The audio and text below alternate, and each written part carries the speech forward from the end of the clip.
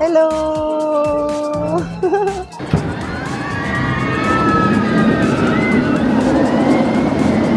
12:26 to 12:47 yung biyahe. On time naman. Galing. Galing ng China.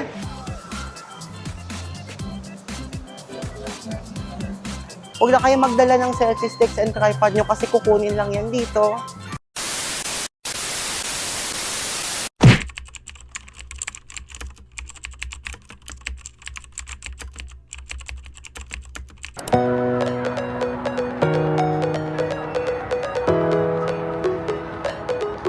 Ngayon nandito ako sa Shanghai South Railway Station and I'm going to Legoland. If you're planning to go to Shanghai Legoland, the only way and the only sure way na hindi kayo magkakaaberya is just to ride the high-speed rail going to Jinshan North. So maybe you can book that on Klook or on Agoda or any online booking platform. Or if alanganin kayo since hindi pa kayo familiar kung saan yung location nyo and kung ano ba yung malapit na railway station sa inyo, you can just simply purchase your tickets directly sa mga ticket stations dito sa kahit saang railway station na accessible sa inyo or yung malapit lang sa inyo.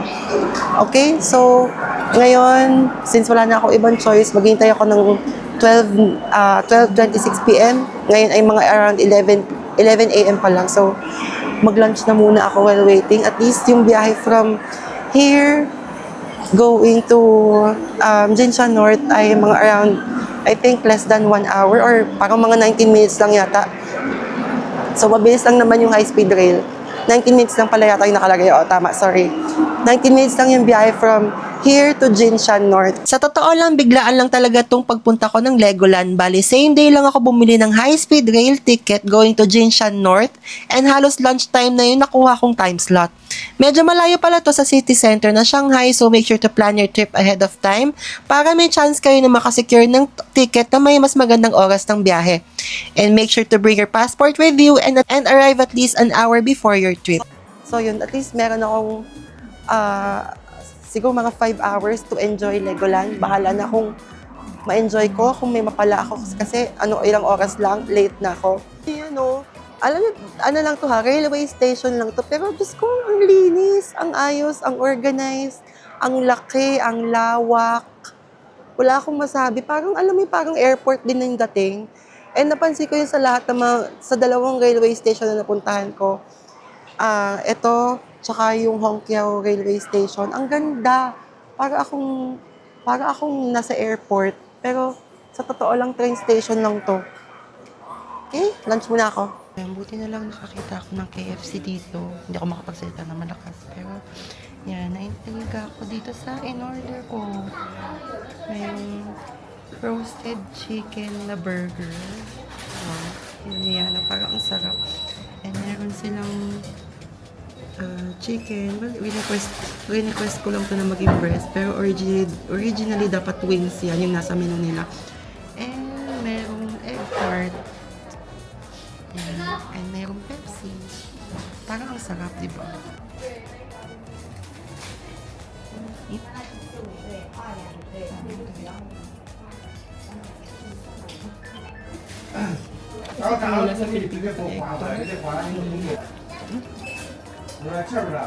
Tingnan nyo kung gaano kaganda at kalinis tingnan ng mga train station nila dito. Railway station ha, hindi subway, hindi metro.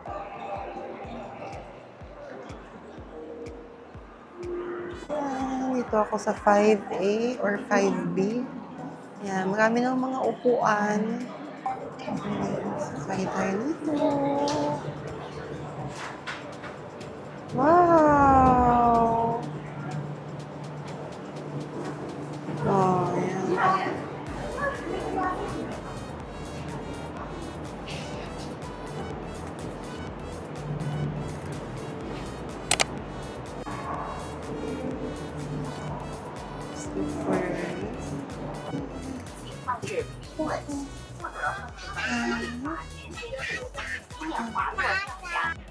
Okay, so para malaman niyo yung seat number niyo, ito yung, makikita niyo yung, ito, ibig sabihin ng lines, kayo ilupo. uupo. 各位家长，请带着儿童在车厢内奔跑打闹、攀爬走艺术、反侧、撞碰检查路怒。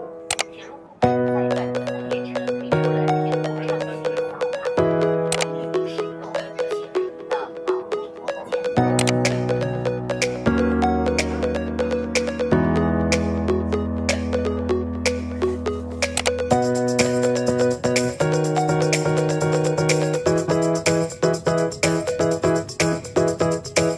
Nakalabas na ako ng high-speed rail at nakakatuwa, on time siya.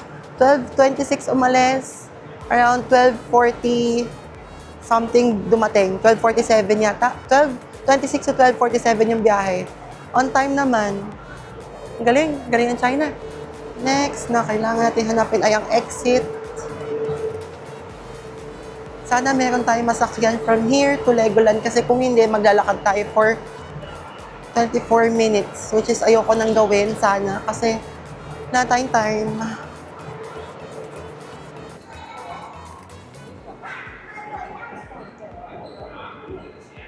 Pwede naman daw mag-baby talaga from here to Legoland or meron din daw bus from here. So silipin natin tong bus stop na to kung may mga oras ba at kung mabilis lang ba. I think meron lang talaga specific na oras kung kailan, kung anong oras pumupunta. I think, hindi ko alam kung, hindi ko kasi maintindihan, pero for now, nakalagay na merong 1:01 p.m. So, try kong hintayin yun, kung yun nga ba yun. Kung hindi, magdi-DD na ako. Yes, ito na yung bus. Totoo nga, 1:01 siya dumating. Oh, cutie!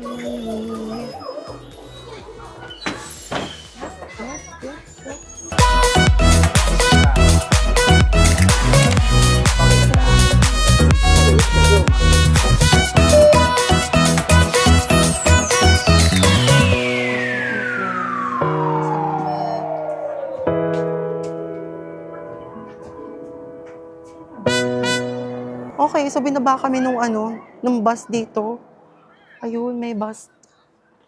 May bus stop dun sa banda doon. So, mukhang susundan ko na lang itong mga tao na naglalakad bilang doon naman sila papunta. Susundan ko na lang kung anong direksyon nila.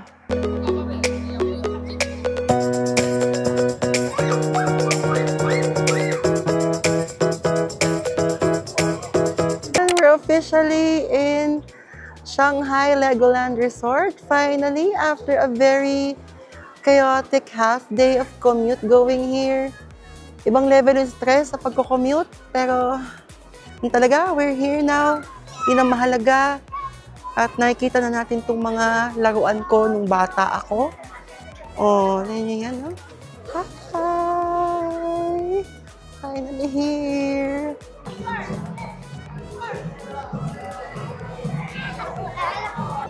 Hello! Actually, nakakatuwa kasi ito yung first ever Legoland experience ko. So, talagang wala, hindi ko alam kung alam ko lang, narinig ko lang na pambata siya. And pwede rin sa mga isip bata. Pero kasi exciting kasi ito yung first Legoland ko since hindi ko naman napuntahan yung nasa Malaysia tsaka yung nasa Japan kasi sobrang layo. So, ito na, chance ko na to. Mabibinyagan ako ng Legoland. And nung bata kasi ako, talagang Legoland yung Legoland. Talagang Lego yung laruan ko noon. Kasi parang ang dami-dami kong Lego. Kaya ayun, sobrang malaking part ng childhood ko ang Lego.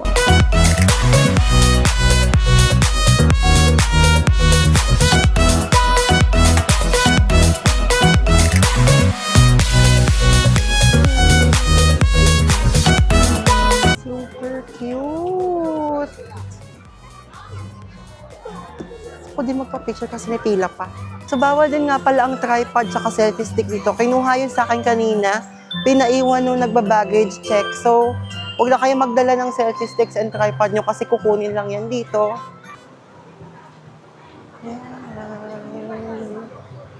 Nahin na natin to. Lego coaster. Good luck. Sana hindi mahaba ang pila. Yan. Sana konti lang yan. Pero kasi, nagkataon din naman na pumunta ako dito ngayon ng Sunday. Kaya hindi na ako nagtataka kung medyo maraming tao. Pero sana naman tolerable yung dami nito. Ayan o, tingnan niyo yan. Yun lang naman yung pila so far. Sana manageable siya.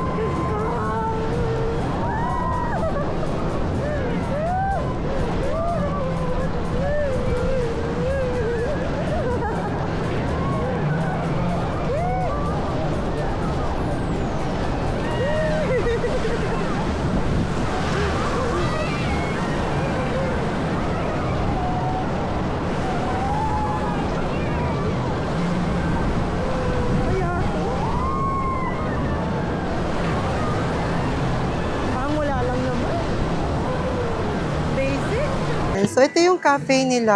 Oh, ang cute, oh. You can book your Legoland Shanghai tickets on Agoda or on Klook through the link in the description box and use these promo codes on all of your bookings para makatipid kayo. Pandagdag pagkain at pamasahin nyo din yan.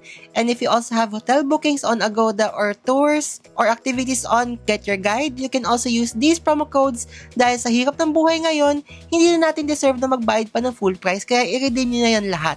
I was supposed to go back to Hongqiao Railway Station at around 6 p.m. and then another train ride bound for Beijing tonight. Unfortunately, I missed both of my train rides kaya hindi na ako nakapag-video masyado dahil nawalan na din ako ng gana. Kaya wag na akong gagayahin so hindi na ako nakapag-try pa ng iba pang rides dito kaya better na umaga pa lang pumunta na kayo dito on a weekday and avoid holidays.